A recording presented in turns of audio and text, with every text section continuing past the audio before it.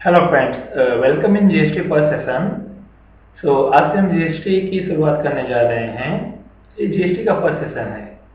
इस सेशन में हम डिस्कस करेंगे जीएसटी क्या है और जीएसटी की जरूरत क्यों है। आइए हम देखते हैं। पहले हम समझते हैं कि जीएसटी क्या है। इसको हम नॉर्मली 5 पॉइंट में समझ लेते हैं। फर्स्ट पॉइंट है वन नेशन वन टैक्स। इसका मतलब ये है कि अगर किसी प्रोडक्ट की कीमत एक पर्टिकुलर स्टेट में मान लो 1000 रुपीज है और उस पर 18% टैक्स चार्ज होता है। In across India, same product पे 18% टैक्स ही चार्ज होगा। अगर मैं करंट रिजीम की बात करूं तो अभी के करंट रिजीम में सेम प्रोडक्ट पे जो टैक्स रेट चार्ज होता है वो डिफरेंट स्टेट वाइज अलग अलग है। बट इन जीएसटी में ऐसा नहीं होगा। अगर एक स्मार्टफोन पे मान लो जीएसटी में टैक्स रेट 18% चार्ज होता है इन महाराष्ट्र, वेस्ट बंगाल में भी 18% चार्ज होगा, इन कर्नाटका भी 18% चार्ज होगा। बेस्ड ऑन प्रोडक्ट टैक्स के रेट अलग अलग हो सकते हैं, लेकिन इन अक्रॉस इंडिया सेम प्रोडक्ट पे जो टैक्स रेट चार्ज हो रहा है वो इन अक्रॉस इंडिया सेम होगा। नेक्स्ट देखते हैं destination based tax on supply of goods and services. Destination based tax का मतलब है कंजम्पशन बेस्ड टैक्स। अगर हम करंट रिजीम की बात करें तो इन करंट रिजीम जो टैक्स स्ट्रक्चर है ये प्रोडक्शन बेस्ड टैक्स है। इट मीन्स कि जो स्टेट प्रोडक्ट ज़्यादा प्रोड्यूस करता है, यानी जो प्रोडक्शन ज़्यादा करता है प्रोडक्ट का या सर्विसेज का, टैक्स का रेवेन्यू वही कलेक्ट करता है। बट इन जीएसटी रिजीम में जो स्टेट प्रोडक्ट या सर्विसेज का कंजम्पशन ज़्यादा करेगा वो टैक्स का रेवेन्यू उतना कलेक्ट करेगा। हम एक एग्जांपल लेते हैं, जैसे मान लो गुजरात नॉर्मली टाइल्स, पापड़, स्पाइसेस इसका प्रोडक्शन बहुत ज़्यादा करता है। अभी के रिजीम में जो टैक्स रेवेन्यू कलेक्ट कर रहा है गुजरात कलेक्ट कर रहा है, गुजरात उसमें एंजॉय कर रहा है। But in case of GST जो टैक्स रेवेन्यू कलेक्ट होगा वो कंजम्पशन बेस्ड स्टेट में कलेक्ट होगा। इट मीन्स कि अगर हरियाणा या अदर स्टेट गुजरात से टाइल्स या पापड़ परचेज कर रहा है, डेफिनेटली कंजम्पशन कहाँ पे हो रहा है? हरियाणा में हो रहा है। जो भी टैक्स का रेवेन्यू कलेक्ट होगा वो हरियाणा में कलेक्ट होगा।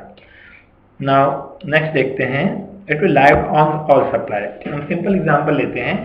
करंट रिजीम में अगर मैं सीएसटी की बात करूं, in case of interstate purchase CST जो भी चार्ज होता है बाय डिफॉल्ट उसका हम इनपुट क्रेडिट नहीं ले सकते हैं। बाय डिफॉल्ट वो एक्सपेंसेस का पार्ट होता है। But in case of GST ऐसा नहीं रहेगा। इन केस ऑफ जीएसटी जो भी इंटरस्टेट परचेज होगा उसका भी हम इनपुट क्रेडिट ले सकते हैं।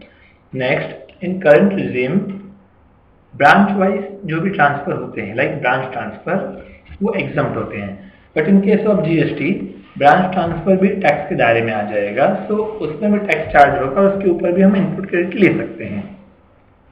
नाउ फोर्थ पॉइंट में जो टैक्स अभी के रिजीम में कंज्यूमर को पे करना पड़ता है, सेम जीएसटी में भी टैक्स कंज्यूमर को ही पे करना होगा। बट जो टैक्स के बर्डन है वो काफी कम हो जाएंगे। क्यों कम होंगे?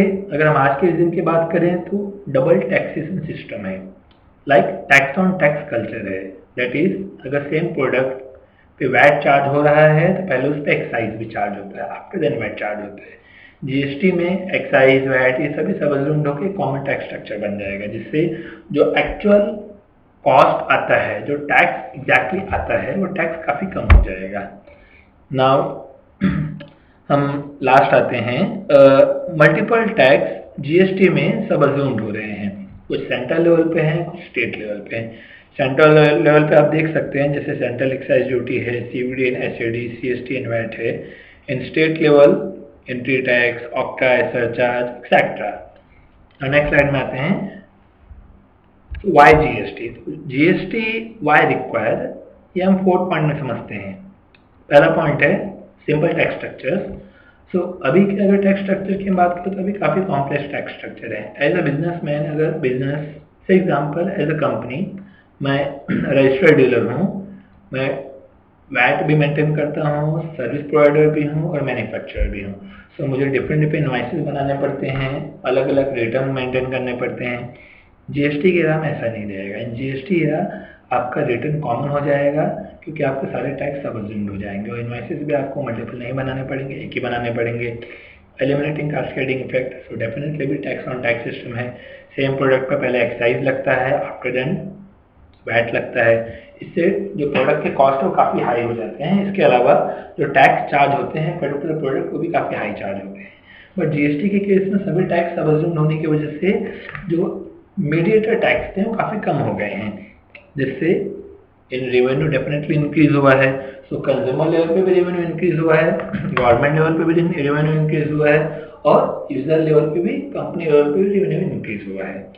Now technology driven system, so definitely GST में टेक्नोलॉजी काफ़ी इंपॉर्टेंट रोल प्ले करेगा, क्योंकि जीएसटी में इनवॉइसिंग मैचिंग कॉन्सेप्ट आ रहा है। इट मीन्स कि आज के एरा में हम नॉर्मली परचेज और सेल्स की समरी अपलोड करते हैं in form of J1 and J2, but GST era में आपकी एक एक इनवाइस गवर्नमेंट साइट पे अपलोड होगी। इट मीन्स अगर आप इन अ मंथ थाउजेंड्स आपके परचेज होते हैं एंड 3000 सेल होते हैं, तो सारे इनवाइसेस गवर्नमेंट के वेबसाइट पे अपलोड होंगे। तो इससे डेफिनेटली गवर्नमेंट की वेबसाइट पे काफ़ी प्रेशर आ सकता है। So that's why technology government level पे काफ़ी स्ट्रॉन्ग रखेगी। प्लस अगर एज ए यूज़र की बात करें तो यूज़र की भी टेक्नोलॉजी काफ़ी स्ट्रॉन्ग होनी चाहिए। क्यों? क्योंकि उनके भी सिस्टम पे काफ़ी प्रेशर आ सकता है। सो इंटरनेट कनेक्टिविटी वगैरह काफ़ी स्ट्रॉन्ग होना चाहिए। इट मीन्स टेक्नोलॉजी काफ़ी इंपॉर्टेंट रोल प्ले करेगा इस केस में। आगे चलते हैं। सो इन जीएसटी 5 पार्ट में टैक्स रेट डिफाइंड हुए हैं, like zero rate, merit, standard, demerit and additional cess हैं। अगर जीरो रेट की हम बात करते हैं तो सो एसेंशियल आइटम जैसे एक्सपोर्ट है, एसईजेड है, then SEZ called like special economic zone में जो भी प्रोडक्ट वगैरह आते हैं, प्लस फूड्स, तो इन पे कोई टैक्स चार्ज नहीं होता है और जीएसटी में चार्ज नहीं होगा। मेरिट रेट की बात करें तो लाइक स्पाइस, टी, शुगर, जो नॉर्मली यूज होते हैं, जो रोजमर्रा की लाइफ में आप यूज करते हो, उस पर 5% टैक्स चार्ज होगा। नाउ स्टैंडर्ड रेट में दो क्राइटेरिया हैं, 12% है एंड 18% है। नाउ डीमेरिट रेट जैसे रेफ्रिजरेटर, एसी वगैरह, ये डीमेरिट रेट है। सो इस पे उस लेवल पे टैक्स चार्ज होता है। देन लग्जरी कार्स हैं, टोबैकोज हैं वगैरह, सो इस पे 28% टैक्स चार्ज होगा, बट इसके साथ साथ इस पर एडिशनल सेस भी लगेंगे जो कि 15% है। आगे बढ़ते हैं। नाउ कई ऐसे वेरियस गुड्स हैं जो जीएसटी के स्लैब रेट में नहीं आते हैं, बट उससे पहले हमें ये समझना होगा कि ऐसे कितने टाइप के टैक्स स्ट्रक्चर्स हैं। लाइक से एग्जांपल, ऐसे 5% के कितने प्रोडक्ट हैं, ऐसे कितने टाइप के प्रोडक्ट हैं जो 5% में आते हैं, ऐसे कितने टाइप के प्रोडक्ट हैं जो 18% में आते हैं, तो हम यहाँ पे देखेंगे। सो अगर हम बात करें तो 7% ऐसे स्टॉक आइटम है जो 0% के टैक्स रेट में आते हैं, 14% ऐसे स्टॉक आइटम है जो 5% के टैक्स रेट में आते हैं, 17% stock item comes under 12% tax rate, 43% stock item comes under 18% tax rate और 19% ऐसे स्टॉक आइटम जो 28% के टैक्स रेट में आते हैं। तो यहाँ पे जो ह्यूज एरिया है वो है 18% टैक्स रेट का। सो 43% is a very huge area, ये काफी ह्यूज एरिया है जो 18% के टैक्स रेट में आते हैं। आगे चलते हैं। सो सम टैक्सेस ऐसे हैं जो जीएसटी में सब अज्यूम्ड नहीं हुए हैं। सो वो क्या है देखते हैं one by one. Central tax में कस्टम ड्यूटी है, other custom duty, export duty. State level पे देखें तो road and passenger tax, toll, property, stamp duty and electricity duty. So ये ऐसे टैक्स हैं जो जीएसटी के दायरे में नहीं लिए गए हैं। सो इट मीन्स इन पे जिस तरह का टैक्स अभी चार्ज होता है, इनका जो अभी बिहेवियर है जीएसटी में भी इनका सेम वैसा ही बिहेवियर रहेगा। आगे बढ़ते हैं। Then stamp duty and registration fees also. तो ऐसे कौन कौन से गुड्स हैं जो जीएसटी के दायरे में नहीं आते हैं। सो 5 पेट्रोलियम प्रोडक्ट हैं, like petrol, diesel, petroleum crude, aviation fuel, natural gas, then alcohol for human consumption जैसे पावर सेक्टर। सो इस तरह के गुड्स हैं जो जीएसटी के दायरे में नहीं आते हैं।